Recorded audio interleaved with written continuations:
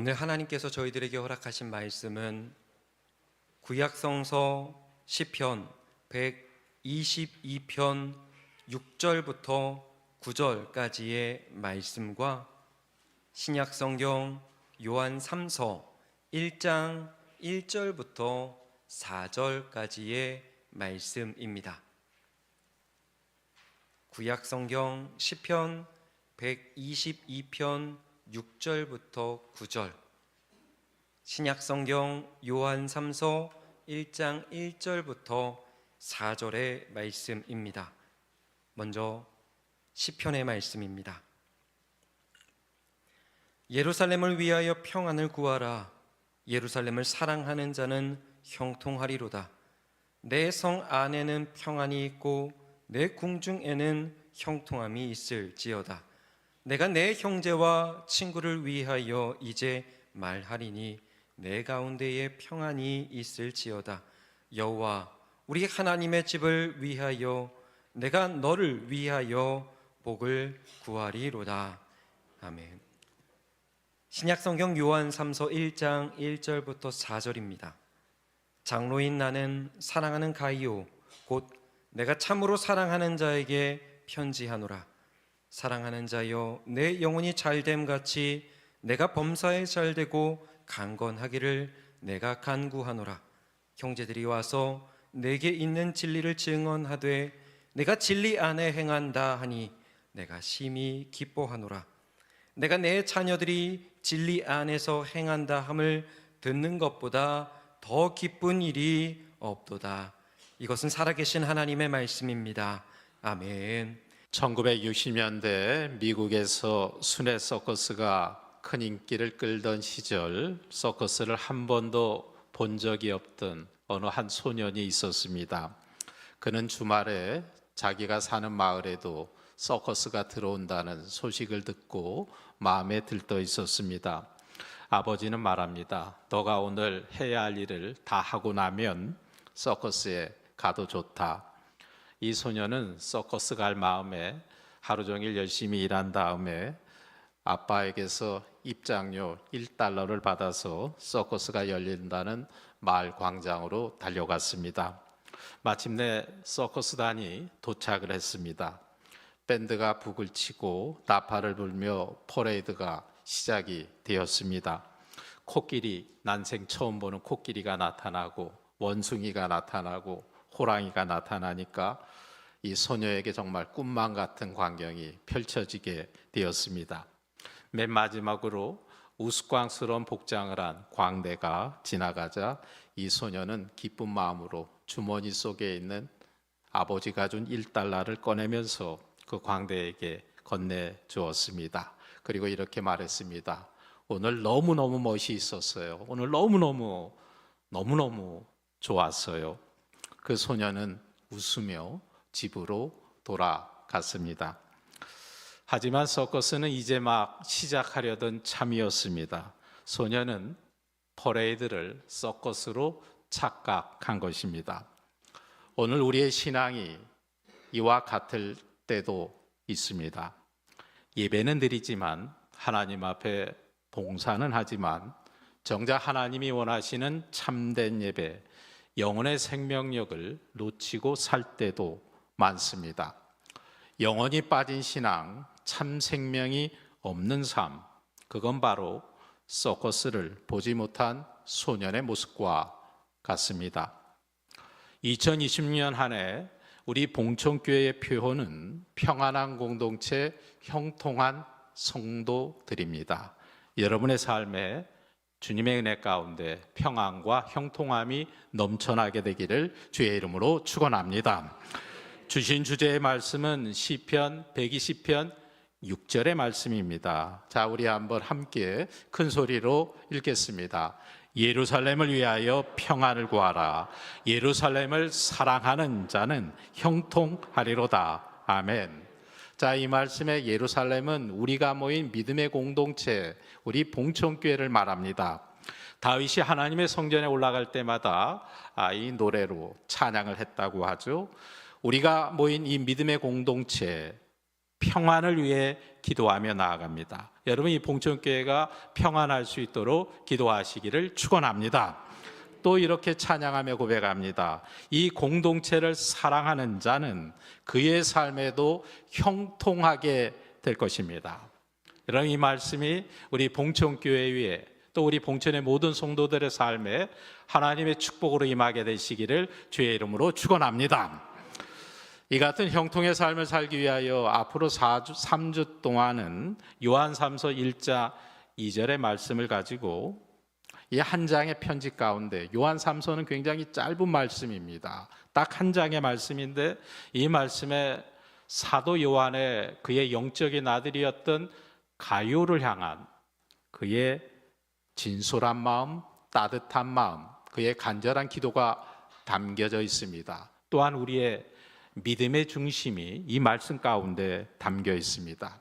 우리 잘 아는 말씀이고 어떤 분은 암송을 하는 말씀일 텐데, 자, 우리 한번 읽어 보겠습니다. 시작. 사랑하는 자여, 내 영혼이 잘된 같이 내가 범사에 잘되고 강건하기를 내가 간구하노라. 간구하노라, 기도입니다. 이 기도는 세 부분으로 나누어져 있습니다. 여러분, 말씀을 보십시오. 당신의 영혼이 건강하기를 바랍니다. 두 번째, 당신이 하는 모든 일이 잘 되기를, 범사가 잘 되기를 바랍니다. 세 번째, 강건하기를, 당신의 육체가 강건하기를 기도합니다. 오늘은 첫 번째 시간으로 내 영혼이 잘된가 같이 함께 말씀을 나누겠습니다. 이런 이야기가 있습니다. 여러 인디안들이 말을 타고 광야로 달려가고 있습니다. 인디안들이 여럿이 광야로 달려가는데 어느 한 인디안이 보이지 않는 겁니다. 그래서 동료 인디안이 갑자기 말에 고삐를 당기며 말을 세웠습니다. 뒤따라오던 동료들 가운데 한 사람이 빠진 겁니다. 그 한 사람이 보이지 않습니다. 그래서 앞서가던 이 인디안이 말을 돌려서 오던 길로 되돌아갔습니다. 동료를 찾으려고 갔습니다. 가보니까 보이지 않았던 그 동료 인디안이 한 곳에 말을 멈춰 세워놓고 풀밭 위에 앉아서 있습니다. 뭔가를 생각하는 듯 가만히 앉아있고 그가 타고 있던 말은 물을 먹고 있습니다. 그가 묻습니다. 보시오, 우리가 얼마나 걱정했는지 아시오? 왜 따라오지 않았습니까? 왜 갑자기 말을 멈춰서 여기에 있는 겁니까? 그 동료가 이렇게 말합니다. 내 영혼이 나를 따라올 때까지 잠시 기다리는 중입니다. 그렇습니다. 그는 정신없이 달리는 자신의 모습을 자각한 것입니다. 몸은 앞서가는데 영혼은 뒤처져 있는 자기의 모습을 깨달아 알게 된 것입니다. 내가 왜 달려가는가? 내가 지금 어디로 향해 가는가? 그 목적을 잃어버린 겁니다. 그래서 잠시 멈춘 겁니다. 몸은 달려가지만 영혼은 지쳐 있음을 깨닫고 영혼이 따라올 때까지 기다렸던 것입니다. 우리도 너무 바쁘게, 너무 급하게 앞만 보고 달리다 보면 내가 왜 이 길로 계속 달려가는지, 과연 어디를 향해 가고 가는지 잃어버릴 때가 있습니다. 그때는 잠시 멈춰 서야 합니다. 잠시라도 속도를 늦추고 나를 돌아봐야 합니다. 지금 내 영혼은 어디에 있는가? 지금 나는 하나님이 기뻐하시는 길로 가고 있는가?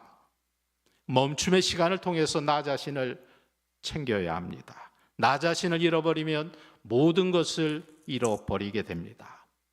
성공도, 건강도, 관계도 다 잃어버립니다. 영혼을 잃은 성공은 껍데기에 불과하고 영혼을 잃은 건강은 허무합니다. 그래서 요한은 말하는 거예요. 사랑하는 자요, 내 영혼이 잘 되기를 바란다. 영혼이 잘 되어야 모든 것이 제자리를 잡습니다. 오늘 말씀은 그 순서를 회복하라는 말씀입니다. 우리의 영혼이 먼저 잘 되어야 범사도 잘 될 수 있고 육신의 건강도 따라오게 될 줄로 믿습니다. 오늘 사도 요한이 가장 먼저 강조하는 것이 바로 이것입니다. 영혼의 평안과 영혼의 건강을 위하여 기도합니다. 이건 단순히 인사치레로 말하는 게 아닙니다. 하나님의 진정한 축복의 질서를 말하는 겁니다. 여러분 보십시오. 하나님의 정하신 복의 순서는 이러합니다. 첫째, 영원. 둘째, 범사. 셋째, 강건. 영원히 멈춰서면 삶이 따라오고 몸이 회복됩니다. 여러분에게 그런 은혜가 있게 되기를 주의 이름으로 축원합니다. 분석 심리학자인 제임스 힐먼은 심리 치료를 하지만 세상은 왜 갈수록 나빠지는가라는 책을 통해서 왜 우리 사람의 정신 건강이 가면 갈수록 나빠지는지 반문합니다. 여러분 세상에 나아가 보면 정신 건강과가 많습니다. 우리 사람의 정신이 많이 피폐해지죠. 근데 심리 치료나 정신의학의 수준은 날로 발전해 갑니다. 눈부신 발전을 이루어 왔습니다. 그럼에도 불구하고 상담을 받는 사람, 정신치료를 받는 내담자의 수가 줄어들기는커녕 계속 늘어나는 이유는 과연 무엇이겠는가? 그에 따르면 우리 사람이 갖고 있는 우울함, 불안, 거기에 휩싸여 있는 이유는 단순히 유전적인 결함이 아니라는 거예요. 심리치료 기법이 허술해서 그런 일이 일어나는 것이 아닙니다. 제임스 힐먼은 말합니다. 인간의 자기의 존재성을 잃어버렸기 때문에 이 모든 정신질환에 빠진다는 겁니다. 우리 사회가 앓고 있는 묻지마 범죄, 수없이 많은 불안의 증세들, 단순한 심리 치방으로 가능한 것이 아니라 본질적으로 우리 인간 존재의 뿌리를 이루고 있는 영혼의 문제라는 겁니다. 한 사람의 마음의 내면을 들여다보면 크게 보면 우리의 일상은 나날이 반복이 되는 것 같습니다. 근데 작은 하루를 들여다보면 혼돈과 불안과 염려와 걱정으로 가득한 사람도 수없이 많습니다. 잠이 안 오는 사람은 수면제를 먹고 잠을 잡니다.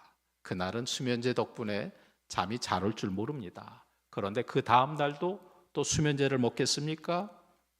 내일은 어떨지 모릅니다. 오늘 이 자리에 예배하는 여러분 모두가 영혼이 건강하기를 주의 이름으로 축원합니다. 여러분의 영혼이 평안하기를 주의 이름으로 축원합니다. 성경은 사람을 영과 혼과 육으로 구분합니다. 근데 중요한 것은 이 세 가지가 따로따로 떨어져 있는 게 아닙니다. 이 세 가지는 하나입니다. 하나가 병들면 나머지도 영향을 받습니다. 성경이 말하는 구원은 영혼만의 구원이 아니라 우리의 영과 혼과 육, 우리의 전 인간적인 전인적인 구원을 말합니다. 영도 구원받고 혼도 구원받고 육도 구원받는 것입니다. 근데 이 영과 혼과 육의 관계에는 하나님이 정하신 질서가 있습니다.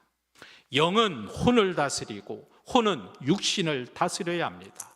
다시 말하면 육은 혼의 다스림을 받고 혼은 영의 지배를 받아야 합니다. 이게 바로 하나님이 창조하실 때 세우신 창조의 질서입니다. 근데 바로 이 질서가 깨지는 것이 죄의 모습입니다.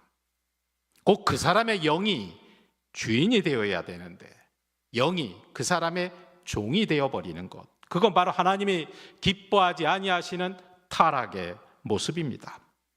타락된 사람은 육이 주인 노릇을 합니다. 영은 그 밑에 끌려다니며 하인처럼 살게 됩니다. 육체의 욕망이 모든 판단의 기준이 되고 영혼은 점점 약해지고 결국 몸도 병들게 됩니다. 그래서 타락한 영혼은 세상의 욕망을 쫓아 살아갈 수밖에 없고 마음과 생각이 병들며 결국 그 영이 죽게 됩니다. 그래서 사도 요한은 먼저 말합니다. 너의 영혼이 잘됨과 같이. 그는 알고 있습니다.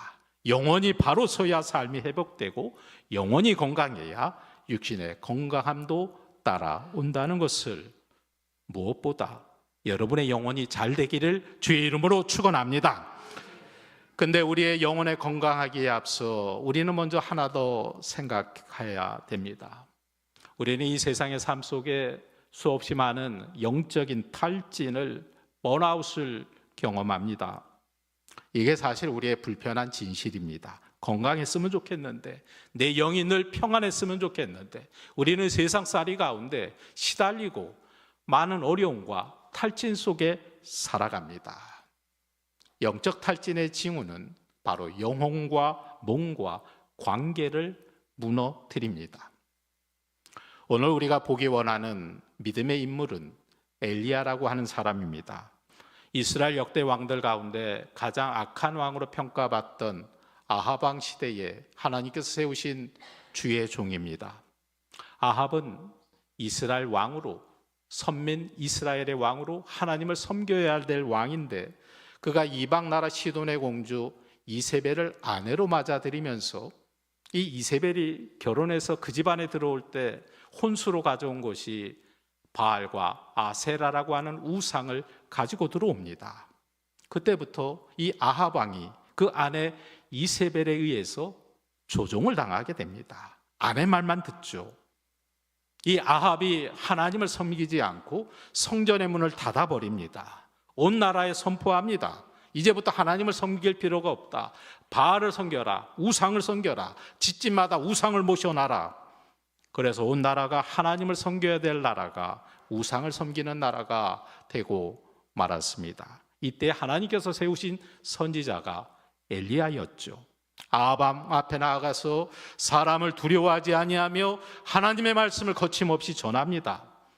그 정도로 하나님 앞에 열심히 있었던 사람입니다. 백성들에게 회개를 선포하고 바알 우상의 거짓을 폭로합니다. 하나님만이 참된 구원자이심을 증거합니다. 목숨을 걸고 하나님의 말씀을 전했습니다. 그런데 아무도 돌아오지 않았습니다. 어느 누구도 이 엘리야의 말을 귀담아 듣지 않았습니다. 바알 우상 앞에 무릎 꿇지 않은 사람은 나 한 사람밖에 없구나. 그런 생각이 엘리야에게 들었습니다. 엘리야라고 하면 우리는 대단한 종, 능력의 종, 하나님께 붙잡힌 사람, 그렇게 기억하는데 그의 이 고백 속에는 그의 무력함과 외로움이 배어 있습니다. 그때부터 엘리야의 영혼이 서서히 병들기 시작합니다. 그는 탈진해 갑니다. 식욕을 잃었습니다. 열심도 사라졌습니다. 살아갈 의미도 소망도 없어졌습니다.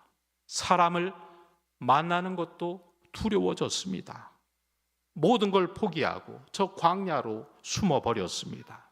급기야 그는 더 이상 살고 싶지 않았습니다. 하나님께 이렇게 외칩니다. 주님, 이제 내 생명을 거두어 주십시오. 내 할 일은 다 한 것 같습니다. 더 이상 살아갈 이유도 소망도 없습니다. 이건 바로 영적 탈진의 징후입니다. 몸이 지치고 마음이 지치고 모든 관계가 끊어진 겁니다. 삶의 의미를 잃어버린 영혼의 모습입니다. 그런데 하나님은 쉼과 만지심과 말씀으로 그런 영혼을 치유하십니다. 할렐루야! 엘리야가 광야 한가운데로 들어가 로뎀 나무 아래에 누워 있었습니다. 모든 걸 포기하고 그토록 강했던 사람인데 이제는 완전히 영혼과 몸과 모든 관계가 무너져 있었습니다. 엘리야에게 찾아온 그 탈진이 여러분에게는 없었겠습니까? 우리도 살아가면서 이런 탈진과 번아웃을 수없이 경험합니다. 내가 살아갈 이후 소망이 과연 얼마나 하나님의 은혜로 충만히 자리 잡고 있는가?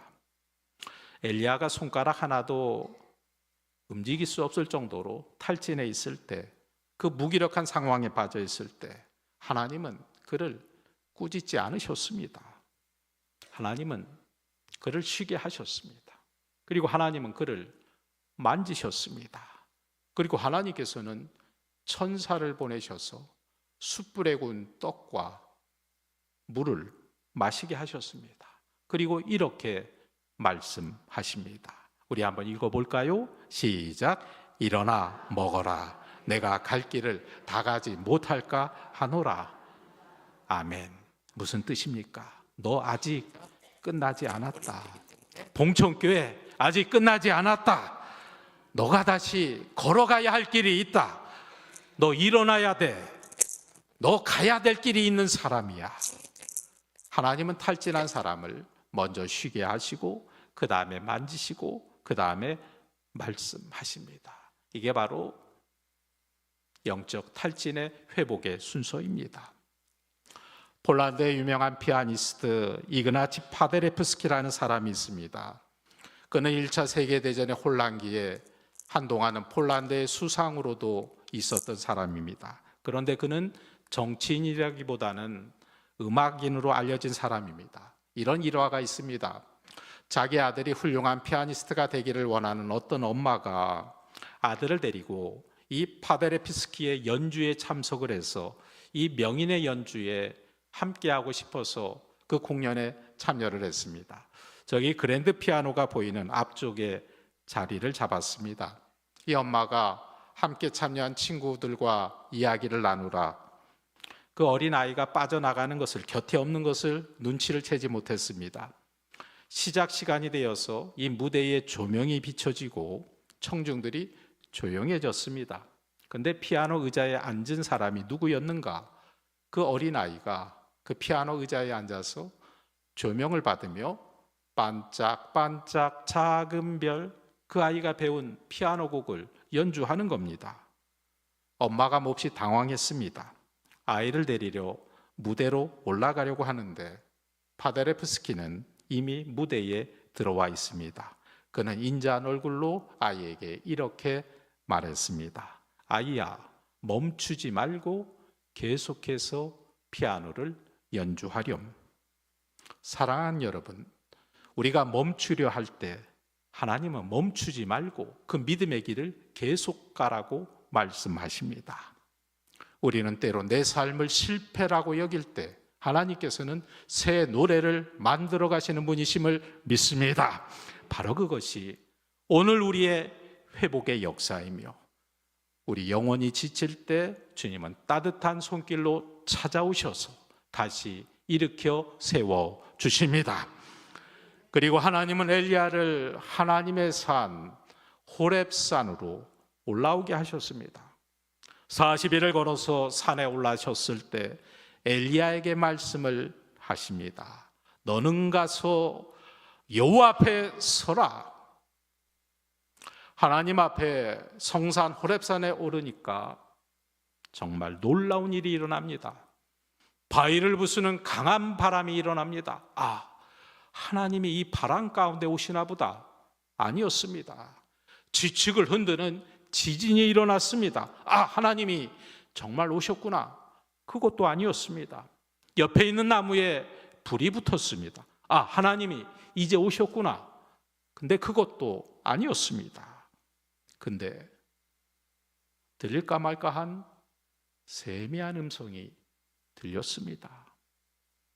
하나님은 그 작은 세미한 음성 가운데 엘리야에게 찾아오셨습니다. 하나님이 이렇게 말씀하십니다. 엘리야야, 엘리야야, 너가 어찌하여 이 자리에 낙심하여 있느냐? 아니, 하나님께서 엘리야가 왜 여기에 있는지, 왜 낙심하여 있는지 모르시겠습니까? 근데 하나님께서 엘리야에게 말씀하시는 거죠. 이렇게 말씀하십니다. 엘리야야, 바알에게 무릎 꿇지 아니한 7,000명이나 더 있단다. 아직 7,000명이나 더 있단다. 엘리야는 하나님께 열심히 유별난 사람이었습니다. 우리는 하나님의 백성으로 절대로 우상 앞에 무릎을 꿇어서는 안 된다. 하나님의 택한 백성으로 하나님 말씀대로 살아야 한다. 우상을 버리고 하나님께로 돌아와야 우리가 살 수 있습니다. 그렇게 외쳤던 사람입니다. 그런데 아무도 돌아오지 않았고 모두가 바알에게 무릎을 꿇었습니다. 근데 바알에게 무릎 꿇지 않은 자, 나 하나밖에 없다고 생각을 했는데 그 외로움 가운데, 그 무력한 가운데, 그 지친 영혼 가운데 내가 하는 일이, 모든 일이 의미가 없다고 느껴지며 죽는 날만 기다리는 그런 사람에게 하나님이 말씀하셨습니다. 아니야, 너는 모르지만 바알에게 무릎 꿇지 아니한 또 다른 사람들이 있단다. 엘리야가 외로워할 때 하나님은 보이지 않는 동력자들을 준비해 놓으셨습니다. 그 말씀 앞에 엘리야의 눈이 열리기 시작합니다. 다시 사명의 길로 돌아서게 됩니다. 사랑하는 여러분, 엘리야를 보면서 깨닫는 것은 때로 우리의 인생의 어둠은 끝이 아니라 새로운 꽃을 피우는 시간이라는 겁니다. 여러분, 히아신스라고 하는 이 식물을 아시는지 모르겠습니다. 굉장히 예쁜 꽃인데 이 꽃은 추위에 강한 식물이랍니다. 꽃은 보통 봄에 심어야 되는데 이 꽃은 씨를 가을에 심고 겨울을 지나고 봄에 꽃을 보게 된다고 합니다. 거꾸로 가는 식물이죠. 이 꽃을 피기 전에는 반드시 오랜 기간 동안 어둠 속에 놓아야 한다고 합니다. 또 꽃을 오래 보고 싶다면 양지 바른 곳이 아니라 아주 서늘한 곳에 이 꽃을 두어야 한다고 합니다. 빛을 잠시 익는 기간을 거쳐야만 아름다운 향기, 아름다운 꽃의 모습을 보여줄 수 있다는 겁니다. 우리의 인생도 마찬가지입니다. 때로는 어려움을 당합니다.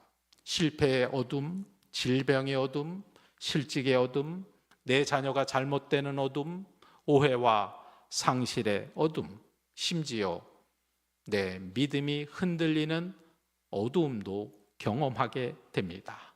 그러나 기억하십시오. 어둠은 끝이 아닙니다. 어둠은 오히려 하나님께서 내 인생의 영혼의 뿌리를 깊게 내리는 시간임을 기억하시기를 바랍니다.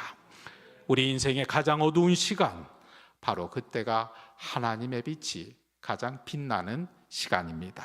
세상에 나 혼자 던져진 것 같을 때, 그때 하나님이 나를 찾아오시고 나와 함께 하시는 줄로 믿습니다. 시편 37편에 말씀합니다.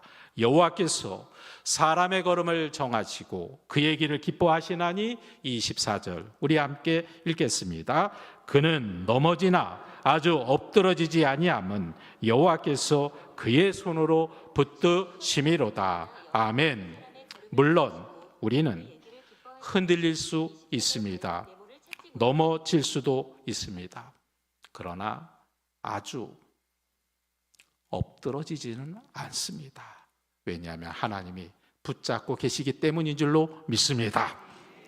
사랑하는 성도 여러분, 우리가 예수님 믿어서 구원받아도 흔들릴 수 있습니다. 병들 수도 있습니다. 요즘 성도님들하고 기도하는데 간혹 가다가 건강검진에 갑자기 병이 발견되어서 기도를 받는 분도 있는데 절대로 낙심하지 마시기 바랍니다. 병든 것이 우리의 인생입니다. 그래서 우리는 하나님 앞에 새 힘을 얻고 사는 겁니다. 그래서 이 예배가 필요하고 우리의 기도가 필요합니다. 그래서 우리는 날마다 말씀과 기도로 살아가는 것입니다. 사람이 먹지 못하면 살지 못한다고 하죠. 우리 어르신들이 노년에 암에 걸려서 항암 치료를 하다 보면 대부분이 어떤 병으로 소천하게 됩니까?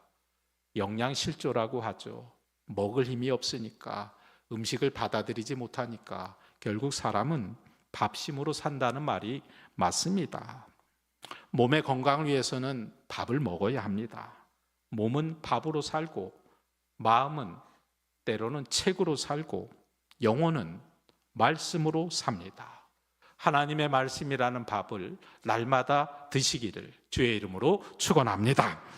그러기 위해서 이제 내일부터 우리 봉천의 모든 성도가 함께 참여하면 좋겠습니다. 여러분 주보에 나누어 드린 우리 봉천교회 정교인 성경 통독을 이제 내일부터 시작을 합니다. 내일부터 매주 월요일부터 금요일까지 이제 통독의 영상이 여러분에게 문자 메시지를 통해서 전해질 겁니다. 매일마다 우리 함께 읽는 거예요. 저도 읽고 있는데 여러분도 영상에 맞춰서 한번 말씀을 읽어보십시오. 그래서 1년에 우리 신구약 성경 59권을 꼭 통독할 수 있는 그런 은혜가 있게 되기를 주의 이름으로 축원합니다.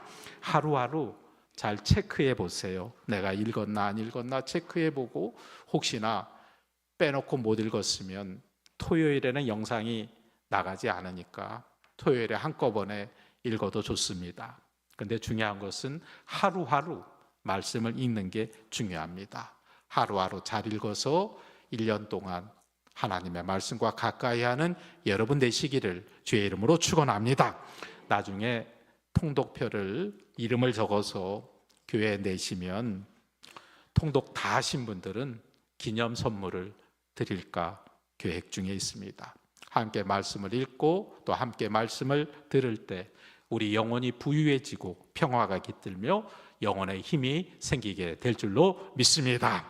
사랑하는 여러분, 육신도 건강하시길 바랍니다. 특별히 우리 어르신들 이 겨울에 건강을 잘 유지하시기를 바랍니다. 그러나 그보다 먼저 영혼이 건강하시기를 축복합니다. 사랑하는 자요, 내 영혼이 잘됨과 같이 여러분 안에 하나님 주시는 평화가 있고 하나님이 주시는 영혼의 건강함이 있게 되시기를 주님의 이름으로 간절히 축원합니다. 기도하겠습니다. 주님, 오늘도 말씀 앞에 서게 하시니 감사합니다. 그러나 주님, 우리의 영혼이 너무 지칠 때도 있음을 주님 앞에 솔직히 고백합니다. 열심은 있었으나 의미를 잃어버릴 때도 있었고 사명을 위하여 주의 뜻을 위하여 달려왔지만 때로 방향을 잃어버릴 때도 있었음을 고백하며 주님 앞에 나아갑니다. 주님, 우리를 하나님의 시간에 맞추어 때로는 멈추게 하여 주시옵소서. 그리고 우리 영혼이 따라올 때까지 기다리게 하시며 영혼이 병든 나무처럼 시들어가던 우리를 주의 말씀으로 다시 세워 주시옵소서. 탈진한 엘리야를 만지셨던 그 손길로 오늘 내 영혼을 만져 주시옵소서. 일어나 먹어라. 너가 가야 할 길이 아직 남아있다. 너의 인생은 아직 끝나지 아니하였다. 봉천교회는 그 자리에 머무는 것이 아니다. 다시 일어나야 한다는 그 음성을 듣게 하여 주시옵소서. 우리의 어둠 속에도 주의 빛을 비추어 주시옵소서. 히아신스처럼 깜깜한 시간 속에서도 꽃 피울 믿음을 주시옵소서. 넘어졌지만 쓰러졌지만 영원히 엎드러지지 않게 하여 주시옵소서. 주님이 붙드시고 세워 주시옵소서. 내 영혼이 살아야 내 가정이 살 수 있습니다. 내 영혼이 건강해야 내 자녀의 앞길이 일어나게 될 줄로 믿습니다. 내 영혼이 건강해야 우리 봉천교회가 살아나게 될 줄로 믿습니다. 내 영혼이 하나님 안에 있을 때 세상이 새로워지며 주여 오늘 우리의 영혼을 새롭게 하여 주시옵소서. 우리의 영혼 잘된과 같이 범사에 잘되고 강건하게 하여 주시옵소서. 예수님의 이름으로 기도하옵나이다.